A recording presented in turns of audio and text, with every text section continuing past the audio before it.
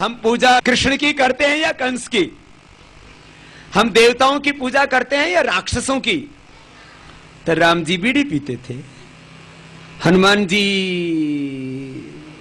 दारू पीते थे और कृष्ण जी गुटखा खाते थे। हम जिनकी पूजा करते हैं अपने पूर्वजों जैसा अपना भी चरित्र होना चाहिए। भगवान राम की पूजा का अर्थ है मर्यादा में जीना। हमने मात्र चित्रों की पूजा करनी शुरू कर दी, मात्र व्यक्तियों की पूजा करनी शुरू कर दी।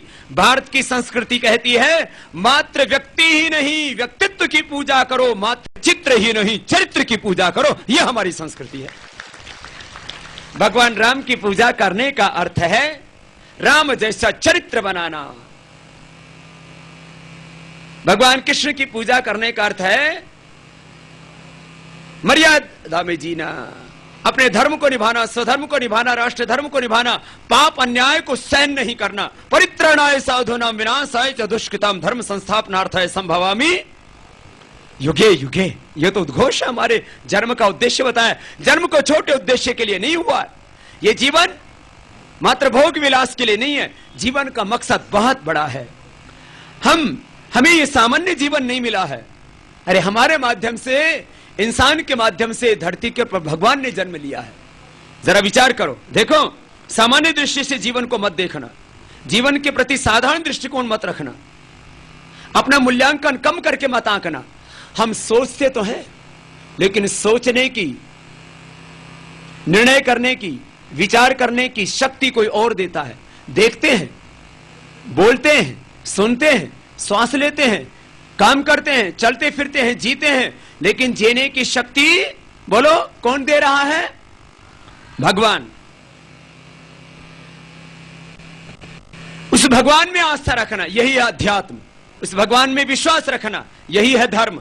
उस भगवान की कृतज्ञता, उस भगवान के प्रति एक अनुग्रह का भाव रखना हमेशा कि प्रभु तुमने बहुत अनुग्रह किया है। बस इस भावना में जीना है। यही आध्यात्मिक पराकाष्ठा, यही दिव्य जीवन है। और इस ऊंचे भाव में आप जीना। तो मैं कह रहा था आप सब आस्तिक लोग हैं, आप सब ईश्वर पुत्र हैं। कोई अपने आप को शैतान की औलाद नहीं कहता। हम सब किसकी औलाद हैं बोलो? भगवान की। किसकी औलाद है? तो भगवान की औलाद को दारू पीना चाहिए, भगवान की संतान को बीड़ी पीनी चाहिए, भगवान राम कृष्ण के वंशजों को तंबाकू खाना चाहिए, ऋषि पुत्रों को सांझ होते होते शिशि पुत्र होना चाहिए। ऋषि पुत्र शिशि पुत्र हो गए, शिशि पीने लग गए ना। तो बोलो, मैं कह रहा था माताएं तो ठीक हैं, ये पिता स्वरूप जो बुजुर्ग हैं, मैं इनसे भी एक बात कहूंगा अपने बच्चों की खातिर। आपने यदि बीड़ी सिगरेट शराब पीना नहीं छोड़ा तो आपसे बच्चे भी सीख लेंगे। फिर ये भी सोचेंगे हमारे बापू भी पीते थे, शायद ये पीने की चीज है, ये तो हमारे कुल परंपरा है, ये तो हमें विरासत में मिली है, ये तो हमारे संस्कार है, इसको पीना था। अच्छा, बेटियां क्यों नहीं पीती हैं? यहां पर छोटी बेटियां भी बैठी हैं और बड़ी बेटियां ही बड़ी होकर के बहुएं बनती हैं, मां बनती हैं, सास बनती हैं। क्यों नहीं पीती हैं? क्योंकि मां नहीं पीती है। मां नहीं पीती इसलिए बेटी भी नहीं पीती है। और बेटा क्यों पीता है बड़ा होकर के? क्योंकि बापू पीता है। तो बेटे का दोष नहीं, बापू का दोष। लोग कहते हैं मुंडा बिगड़ गया। मैंने कहा मुंडा नहीं बिगड़ेगा, बुढ़ा बिगड़ गया। तो बोलो, पिता स्वरूप आप भाइयों से, भ्रातृ स्वरूप आप अपने ही आत्मीय जनों से, जो मेरे बराबर की उम्र है वो भाई के बराबर हैं, जो बड़े हैं वो पिता तुल्य हैं। मैं आपसे एक बात कहता हूं, क्या आप अपनी औलाद की खातिर, क्या आप अपने धर्म की खातिर, क्या अपने तन को बचाने के लिए, अपने धन को बचाने के लिए, अपने धर्म की रक्षा के लिए, क्या आप भगवान की प्रसन्नता के लिए, अपने पूर्वजों की प्रसन्नता के लिए, हर एक की मां ने मना किया, तो आप धरती माता की, आप अपनी मां की, आप उस जगन माता, उस विधाता पिता परमेश्वर की, भगवान की प्रसन्नता के लिए, आप अपने बच्चों के भविष्य की खातिर, क्या आप लोग ये नशा नहीं छोड़ सकते? प्यार तो बहुत करते हैं आप मुझसे, इसलिए इतनी धूप में आप यहां पर खड़े हैं, बैठे हैं।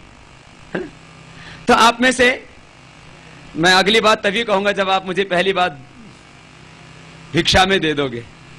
कुछ लोगों को इस बात से भी कष्ट है, ये सारी दुनिया भागवत को दान क्यों देती है? हमने कभी कोई रिजर्व नहीं रखा है। इन्होंने तो सारे देश के जो नेचुरल रिसोर्सेज है उनको भी बेच डाला और जो दिया उसको भी लूट डाला। हमने जो देश के लोगों ने दिया कोई रिजर्व नहीं रखा। उससे पतंजलि योगपीठ बनाया, पतंजलि विश्वविद्यालय बनाया, पतंजलि आयुर्वेद को कॉलेज बनाया, हमने योग ग्राम बनाया, हमने आयुर्वेद को सन्यासी शिखर तक पहुंचाया। हमने कोई रिजर्व नहीं रखा और हमेशा भिक्षुक वृत्ति में रहते हैं अभी भी। तो आज मेरी झोली में कितने लोग अपने नशे की आहुति डालेंगे? बहनों, तुम तो पीती नहीं हो, इसलिए तुमसे क्या मांगू, तुम अपना गुस्सा दे देना मेरी झोली में, है ना। काम बहुत करती हो, मेहनत बहुत करती हो। पहाड़ में पुरुषों से भी ज्यादा मेहनत यदि कोई करती है तो माताएं होती हैं। ये तो बात सच्ची है ना। तो बोलो, तो तुमसे एक ही चीज मांगी है, कितने लोग दोगे मुझे? बोलो ना ईमानदारी से। कुछ लोगों ने तो हाथ खड़े कर दिए, कुछ अरे हाथ खड़े करके बोल दो ना। हाँ, बाबा एक ही तो चीज मांग रहा है, दोनों हाथ उठा करके जरा। अच्छा ये तो दे रहे हैं, ये खड़े वाले कोई नहीं गड़बड़ करते और बैठे वाले पुलिस वाले भी करते होंगे कोई कोई। बाद में पुलिस वाले हो, पहले तो ऋषि पुत्र हैं आप भी। हाँ? तो आज जितने भी यहां पर भाई बहन हैं सब संकल्प लेकर के जाएंगे। सभी हाथ उठाएंगे, सभी हाथ उठा लो। सभी संकल्प लेकर के जाएंगे, आज के बाद कोई भी बीड़ी सिगरेट शराब को हाथ, जरा हाथ ऊंचे रखो, आज के बाद कोई भी नशे को हाथ। बोले भारत माता की, गौ माता की, गंगा मैया की और गोचर वालों की भी। अब आपसे आपकी बातों पर आता हूं, छोटी छोटी बीमारियों के बारे में। 10-20 जो बड़ी बीमारियां उनके बारे में अभी बता दे रहा हूं, बाकी तो अलग अलग दिन हम शिविरों में बताते रहते हैं। आपकी बहुत बड़ी समस्या एक छोटे से समाधान से दूर हो जाती है। जैसे किसी को सिर में दर्द है तो क्या करना? एक तो अनुलोम विलोम प्राणायाम करना, एक भ्रामरी उद्गीत, ये स्ट्रेस के लिए, सिर में दर्द के लिए, माइग्रेन पेन के लिए, डिप्रेशन के लिए, और जिनको मिर्गी की जरूरत पड़ती है उनके लिए बहुत जरूरी है। फिर मेधावटी ले लेना, जिनको सिर में दर्द है। क्या ले लेना? मेधावटी। जिनकी मेमोरी वीक है उनके लिए भी अच्छा है। किसी को पढ़ते ही याद ही नहीं होता, याद करते हैं तो फिर अगले दिन भूल जाते हैं, डिलीट हो जाता है। तो जिनका दिमाग कमजोर है उनके लिए भी मेधावटी। सिर की नसें कमजोर होती हैं, उससे दर्द हो जाता है, उसके लिए भी मेधावटी। किसी किसी को पित्त बढ़ने से सिर में दर्द हो जाता है तो वो उल्टी कर लिया करें। देखो अब सिर में दर्द कई तरह का है। एक है पित्त बढ़ने से सिर में दर्द, तो पित्त बढ़ जाए तो सुबह उठ करके पानी पी लो, थोड़ा गुनगुना पानी। पानी करीब 1 लीटर पानी पी जाओ, 1 लीटर या 1.25 लीटर, जितना आप पी सकते हैं इतना पी लो कि बस यहां तक भर जाए, उल्टी हो जाए पीते पीते। तो फिर उल्टी कर दो तो पित्त बाहर निकल जाएगा, सिर में दर्द ठीक हो जाएगा। फिर किसी किसी को कफ के कारण से सिर में दर्द होता है। कफ के कारण से सिर में दर्द होता हो तो क्या करो? ऐसी 1 बोतल पानी ले लो और उसके अंदर 1 चम्मच रीठा और 1-1 ग्राम सूंठ और काली मिर्च ये डाल दो। बस 3 चीजें डाल दी। क्या डाला? एक बोतल ऐसे पानी ले लिया, आधी बोतल ले लो, आधी बोतल पानी ले लो, 1 गिलास पानी ले लो, बोतल छोटी बड़ी होती है। 1 गिलास पानी ले लिया, 1 चम्मच रीठा डाल दिया, 1 ग्राम सूंठ, 1 ग्राम काली मिर्च डाल के रख दिया। इसको 1 दिन के बाद, 1 दिन रात रखा रहेगा, अगले दिन छान के रख लो। अब इसको नाक में डाल दो, ये पानी ऐसे ड्रॉपर से डाल दो या चम्मच से डाल दो। फिर क्या होगा? एकदम थोड़ा लगेगा और इससे क्या होगा? कफ निकलेगा, सब ये साफ हो जाएगा एकदम। ये हम करीब पिछले 20 वर्षों से प्रयोग कर रहे हैं। रीठे का झोल बोलते हैं हम इसको। इससे सिर में दर्द और नजला कितने ही साल पुराना हो खत्म हो जाता है। किसी किसी को मैंने तो अपनी आंखों से देखा है, 100, 200, 250 ग्राम कफ निकल करके बाहर आता है। यहां जम जाता है कफ, ऑपरेशन करके निकालना पड़ता है, यहां जम जाता है कफ।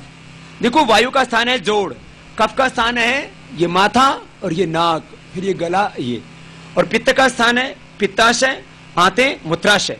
पित्त बढ़ेगा तो पेशाब पीला पीला आने लगेगा, पित्त बढ़ेगा तो पेट में भी अल्सर होने लगेगा, खट्टी डकाने आने लगेंगी, आंखें भी लाल हो जाती हैं। वायु बढ़ेगा तो जोड़ों में दर्द होने लगता है, और ये जो कफ बढ़ता है तो छाती में घर घर होने लगती है, गला खराब होने लगता है और यहां भारी हो जाता है। तो ये बताया मैंने सिर दर्द के लिए। एक और उपाय, जलनेती भी किसी को आती हो तो वो कर लेना सिर में दर्द के लिए। गाय का घी या बादाम का तेल ये नाक में डालने से सिर में दर्द अच्छा हो। अब इसमें किसी को रीठा का झोल से ठीक हो जाएगा, किसी को गाय का घी डाल लेना या बादाम का तेल डाल लेना, या किसी किसी को तो ये अनुलोम विलोम करने से ही सिर में दर्द अच्छा हो जाता है, ब्रेन को पूरी ऑक्सीजन मिल जाती है। राइट नॉस्ट्रिल का लेफ्ट ब्रेन से, बाएं नाक का दाएं दिमाग से, दाएं नाक का बाएं दिमाग से संबंध होता है। पूरा शरीर चलता है देखो पेट से, पेट से पूरा शरीर बनता है, पूरा शरीर अंदर से, और फिर पूरे बॉडी को ऑर्डर देता है दिमाग, फिर दिमाग को कंट्रोल किया जाता है नाक से। ये सिस्टम बता दिया है। कपालभाति करने से शरीर अच्छा होगा, अनुलोम विलोम करने से दिमाग अच्छा होगा। शरीर और दिमाग दोनों ठीक रहे तो आदमी ठीक ही रहेगा। ये अनुलोम विलोम तो आपको सिर में दर्द के लिए बताया। ऐसे ही किसी को बीपी बहुत रहता है तो अनुलोम विलोम भ्रामरी करो, लौकी का जूस पियो। बहुत ज्यादा बीपी रहने पर मुक्तावटी ले लेना जो आपको आश्रम से मिलती है, थोड़े दिन ले लेना, बीपी परमानेंट क्योर हो जाता है। ऐसे किसी को आंखों की समस्या है तो अदरक, नींबू, प्याज 1-1 चम्मच, शहद 3 चम्मच मिला देना। ये दृष्टि करके आई ड्रॉप भी हम उपलब्ध कराते हैं। लाखों करोड़ों लोगों ने इसका फायदा उठाया है। इससे आंखों का रोग पूरी तरह मिट जाता है, कैसा भी आंख का रोग, कैटरेक्ट, ग्लूकोमा तक की बीमारी, चश्मा आंखों का उतर जाता है। फिर किसी किसी को छींकें बहुत आती हैं, कपालभाति और अनुलोम विलोम से छींक ठीक हो जाती हैं। एक तो ये, एक ये। फिर 100 ग्राम बादाम, 20 ग्राम काली मिर्च, 50 ग्राम खांड, बादाम, काली मिर्च और खांड इनका पाउडर करके खाने से नजला ठीक हो जाता है। कितना ही ज्यादा नजला हो, कितना ही ज्यादा कफ हो। अब त्रिकुटा ले सकते हैं, सौंठ, पीपल, काली मिर्च, इसको त्रिकुटा बोलते हैं। शहद में 1-1 चम्मच चाट लिया। अब किसी को जोड़ों में बहुत दर्द रहता है, अब जोड़ों में बहुत दर्द रहता है तो हल्दी, मेथी, सौंठ ले लो। हल्दी, मेथी, सौंठ पाउडर करके 1-1 चम्मच ले लो और प्राणायाम करो। खट्टी चीज मत खाओ। और ये ग्वार पाठा, सब जानते हैं ग्वार पाठा, ये बहुत होता है इधर पहाड़ में। ग्वार पाठा, घृत कुमारी, एलोवेरा, ये इतना अच्छा होता है कि ग्वार पाठा लेने से अद्भुत लाभ होता है जोड़ों के दर्द के लिए। इससे बेहतर कोई भी चीज नहीं। हमने देश के लोगों को एलोवेरा का जूस जब से उपलब्ध कराया, एलोवेरा का जेल उपलब्ध कराया, अब तो एलोवेरा के बहुत उत्पाद हम उपलब्ध कराते हैं। ये अद्भुत लाभ करता है। इसको ना ऐसे काट करके ना फिर रख देते हैं शाम को, फिर सुबह इसका ऐसे ये चाकू से ये ऊपर का छिलका उतार के ये अलग हो जाता है। ये छिलका है ना, ये चाकू से जब आप उतारेंगे तो ये छिलका बिल्कुल ऐसे ही अलग हो जाता है, जैसे मैं कर रहा हूं ना अभी ऐसे। फिर अंदर से रस निकलता है। इसको क्या करना होता है, इसका जो रस है ऐसे तो ये बहुत लिसा होता है, बहुत चिकना चिकना होता है, घी से भी ज्यादा ताकतवर होता है। घी तो आजकल 400-500 रुपए किलो मिलता है और उसमें भी मिलावट मिलती है, ये एकदम ओरिजिनल है। घी से भी ज्यादा ताकतवर होता है, इसलिए इसका नाम क्या है, घृता कुमारी। ऐसा घी है जो भी खाएगा वो कुमार हो जाएगा, बुढ़ा गुड्डा जैसा लगेगा और बुढ़िया गुड़िया जैसी लगेगी।